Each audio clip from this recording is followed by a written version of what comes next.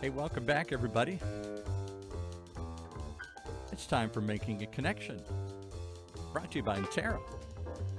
And today, we're going to talk about that world, the difficulty of keeping connections in a world where, well, cybersecurity is maybe not all it should be or could be.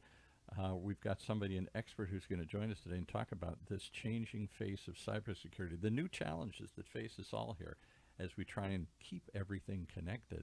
Henry Martel from ANTAIRA. Welcome, sir. Good. Thank you for having me. You've talked about some really technical stuff here today. Today we're going to go way up. We're going to go 30,000 feet up, and we're going to try and take a big, broad overview of the current state of cybersecurity in the face of so many new challenges that we hadn't thought of even maybe a year or two ago. Let's talk about cybersecurity a little bit here. Is it getting harder to keep the entire network safe?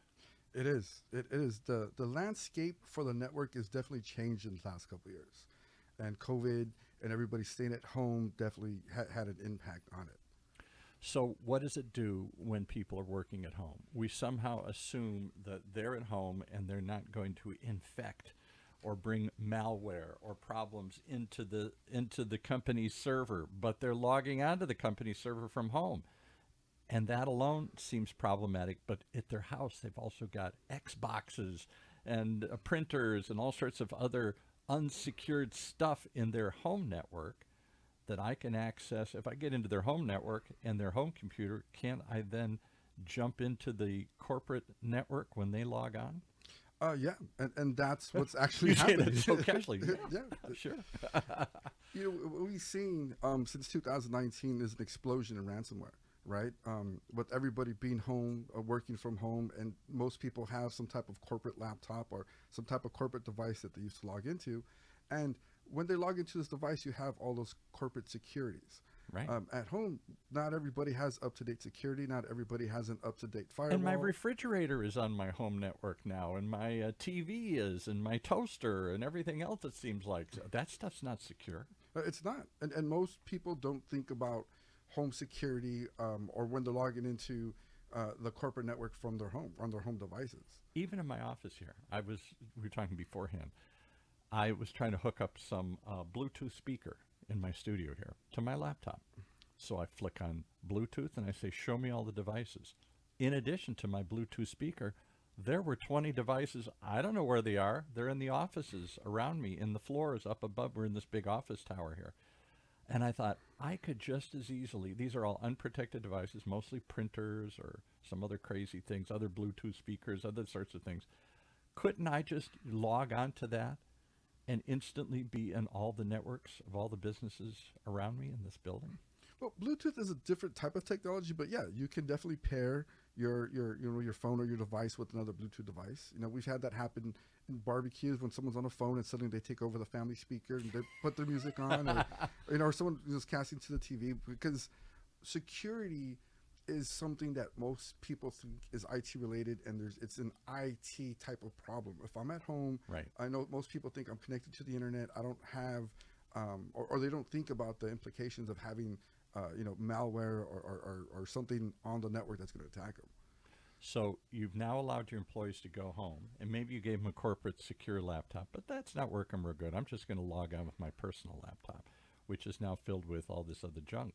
Yeah, that I can now pass on this malware. And is that why ransomware attacks have escalated, where they suddenly get in and suddenly lock the whole thing down and want to ransom millions of dollars? Yeah, you know what? I am not on the front line as a lot of security experts are, but from people in the industry that I know, and just with the as overall seeing the two items, people being locked down and the increase in cyber attacks, you have to put two and two together. Yeah. But nobody wants to say, hey, you're at home, you're not on the corporate laptop that we issued you with, the antivirus with the firewall. Right. You logged in from your, your computer that you have your baby videos on, and that, you're doing some, watching YouTube. You found the flash drive out in the parking lot and you stuck it in there to see what was on it. Yeah.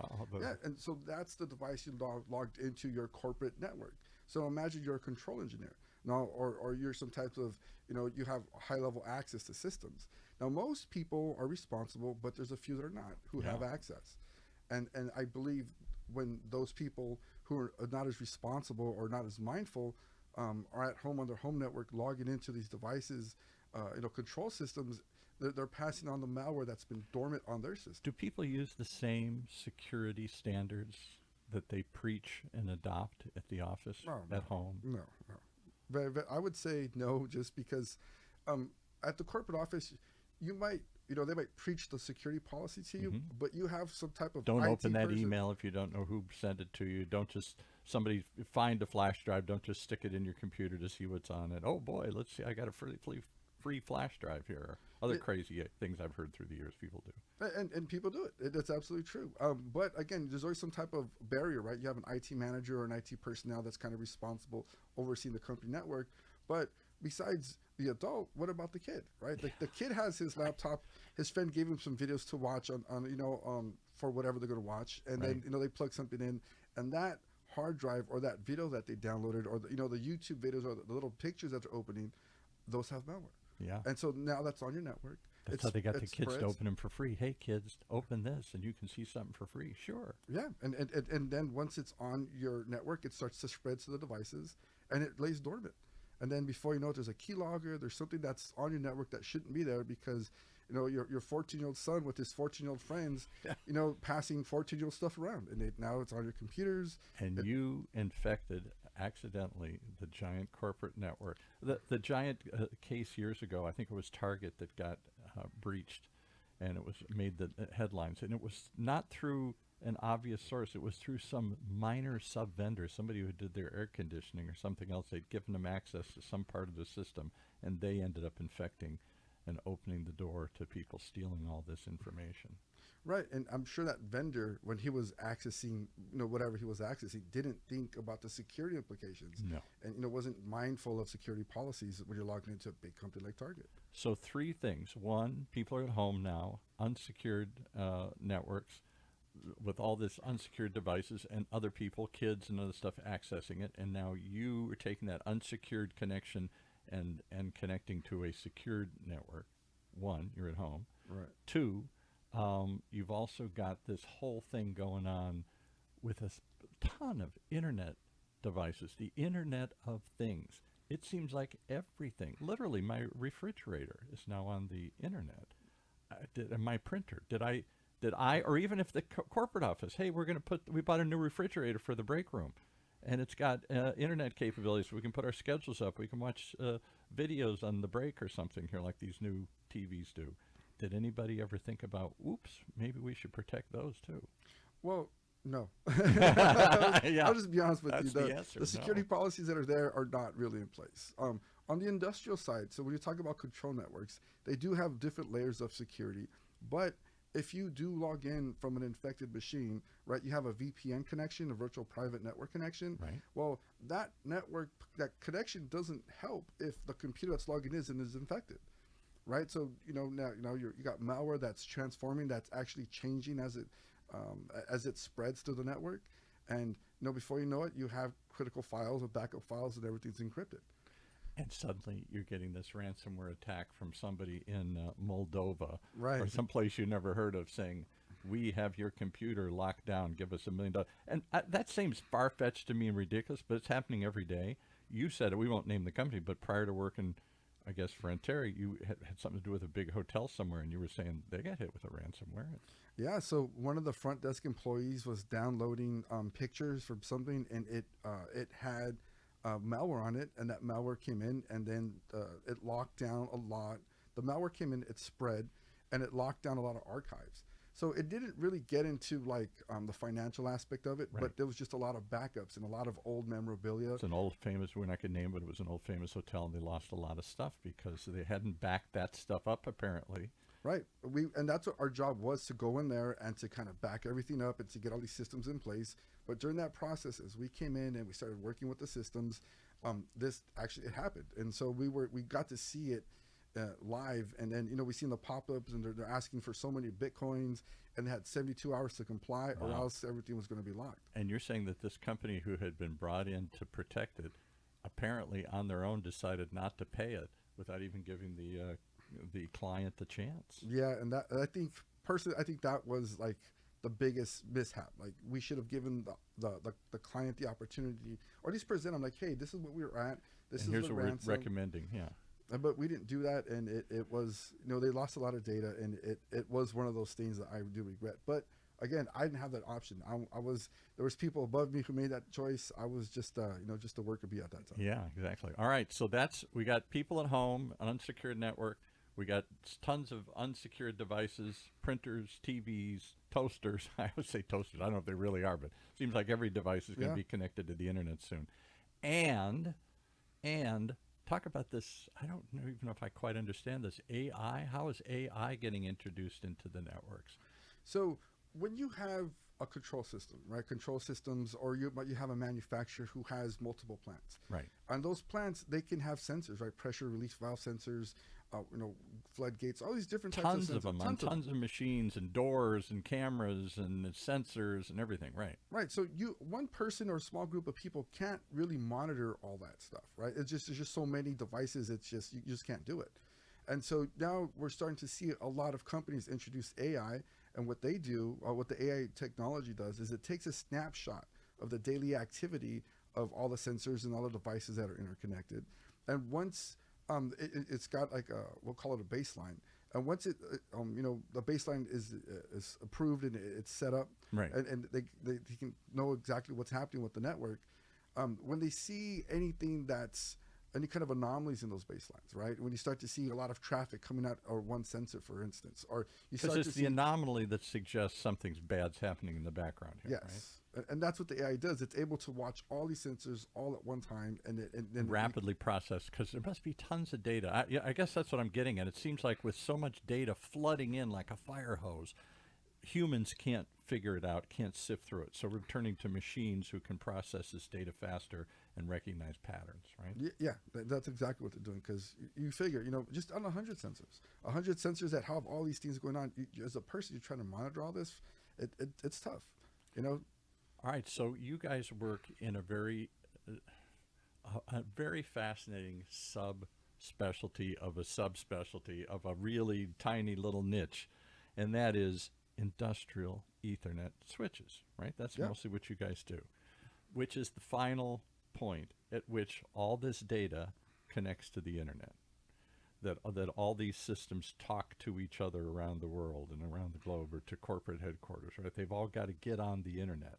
And we've talked about before how that's the last thing anybody thinks about. Okay, just go get a switcher somewhere. Go to Best Buy and get a switcher or something here. Go to anywhere, just get a switcher.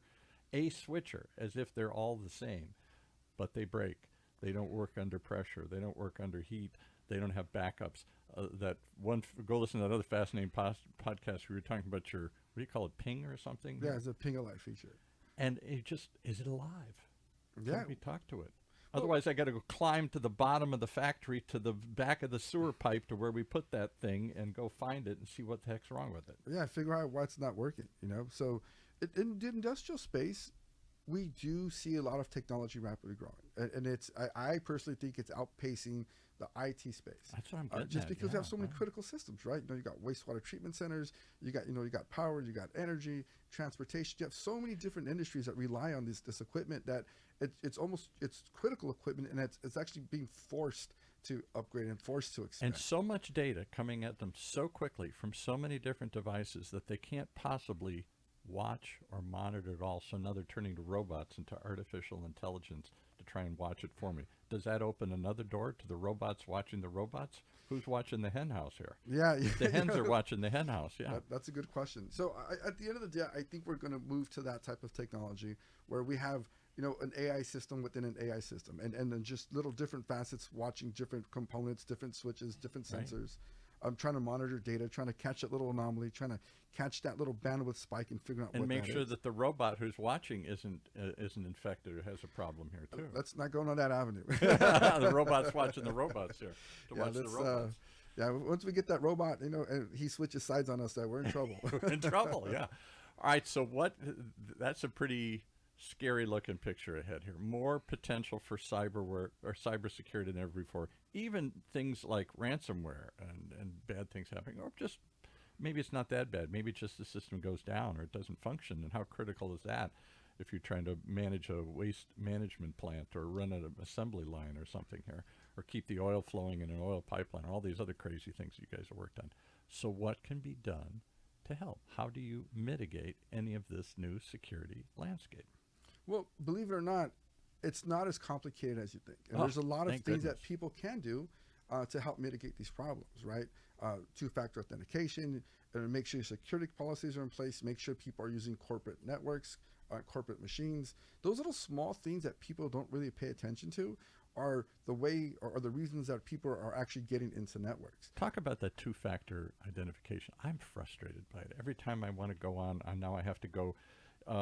It didn't recognize my laptop, so now it goes to send a code to my smartphone. Is this really you? Are you really trying to do this? And I say yes, and then it finally lets me go in. Maybe I have to type in another code, and I'm just so frustrated. Just make the damn thing work. Yeah. Well, the thing is that two-factor authentication does do a lot of. It is a great little barrier that they have in place. Does it stop everything? No, of course not. But it does provide an extra layer of protection, and that is actually part of the government standards and the government policies.